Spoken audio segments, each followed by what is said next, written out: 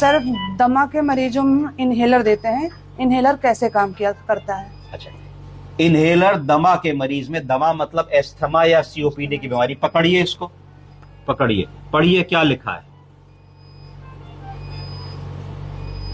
Spelling पढ़िए। FLUTICASON, fluticasone.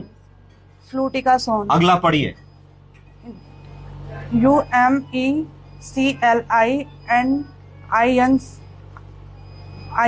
यूमीक्लिनिडियम। यूमिक्लिडियम। अगला पढ़िए। And vital water powder for inhaler, ये वाला पढ़िए,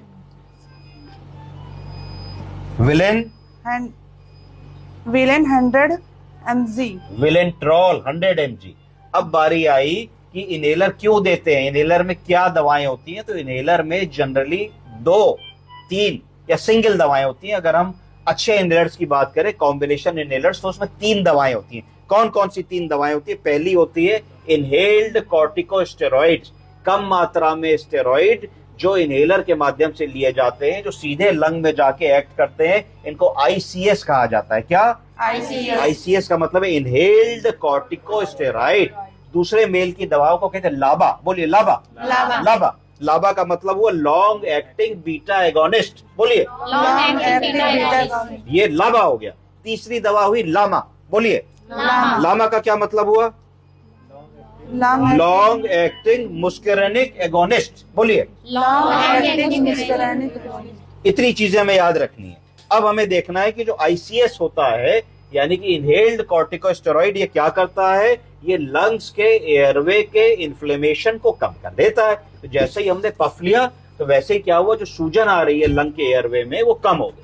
तो हमारा जो सांस का रास्ता नैरो हो गया था, सिकुड़ गया था, जो हवा नहीं जाने दे रहा था, सूजन कम होने से उसने खोल दिया अपना रास्ता और हमारी सांस अंदर जाने लगी। तो मरीज का तुरंत जो अस्थमा का अटैक आया था, उससे उसको आराम मिलने लगा। दूसरी जो दवा हम देंगे वो लाबा और लामा देंगे। लाबा और लामा, लाबा लामा क्या करेंगी? ये ब्रोंको डायलेटर का काम करेंगी। ये सांस के रास्ते को चौड़ा कर देंगी, डायलेट कर देंगी। जब डायलेट कर देंगी तो इसका मतलब है कि लंग के रास्ते को ओपन और रिलैक्स करेंगी और बहुत घंटों तक ओपन और रिलैक्स रखेंगी, जिससे सांस जो हम ले रहे हैं, तो सांस लेने में जो एफर्ट हमारा लग रहा है, उस एफर्ट में सारी हवा हमारी धीरे धीरे अंदर जाती रहे और स्पैज्म ना हो। कॉमन जो एग्जाम्पल्स हैं इनहेलर के, ये दिखाइए। तो ये कॉमन एग्जाम्पल है, इसको ट्रिलॉजी इलेप्टा कहते हैं। अच्छा इनहेलर है, ये जीएसके कंपनी बनाती है। वर्ल्ड वाइड इसी नाम से आता है, पूरे विश्व में इसी नाम से मिलता है। ये अस्थमा और सीओपीडी दोनों में हम लोग इसको दे सकते हैं। तो ये जो इनहेलर है 3 दवाओं से मिल करके बना होता है। क्या क्या दवाएं होती है? पहली चीज इसमें होती है स्टेरॉइड का कंपोनेंट। क्या चीज? इनहेलेटरी स्टेरॉइड का कंपोनेंट, जिसको कह दिया गया फ्लूटिकासोन। फ्लूटिकासोन ये स्टेरॉइड हो गया, एक अंश इसमें इसका आ गया।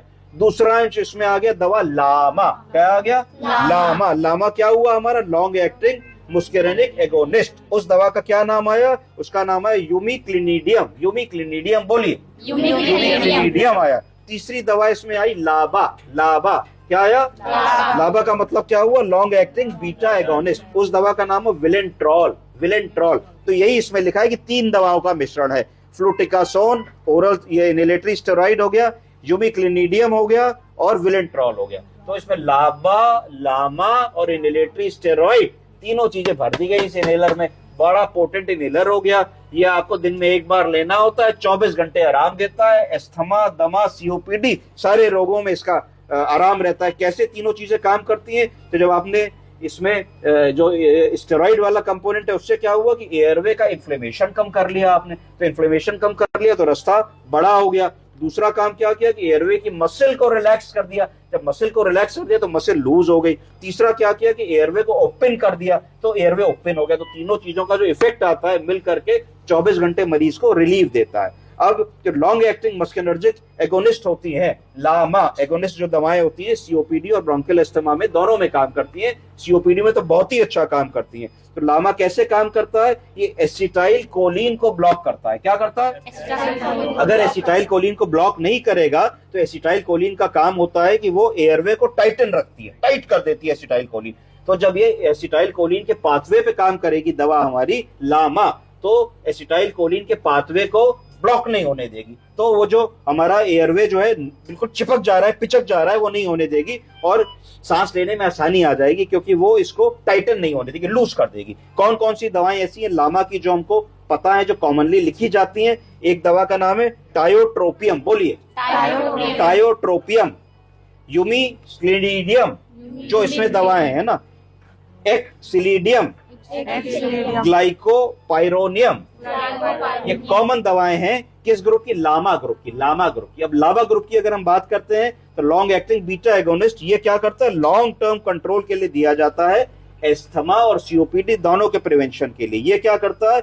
ये भी एयरवे की मसल्स को रिलैक्स करता है, making it easier to breathe. तो कभी भी कोई भी ऐसी दवा जो हम दे रहे हैं जिससे सांस का रास्ता चौड़ा हो जाए, मसल रिलैक्स हो जाए और इन्फ्लेमेशन कम हो जाए, तो तीनों चीजें ही इनहेलर में पड़ी होती हैं, जिससे हमको फायदा मिलता है।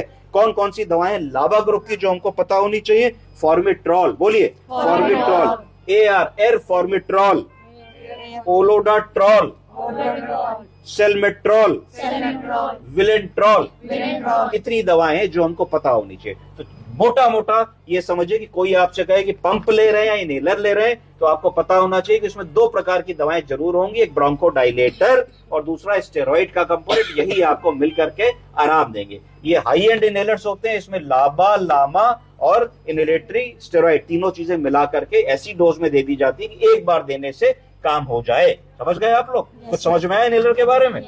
Thank you.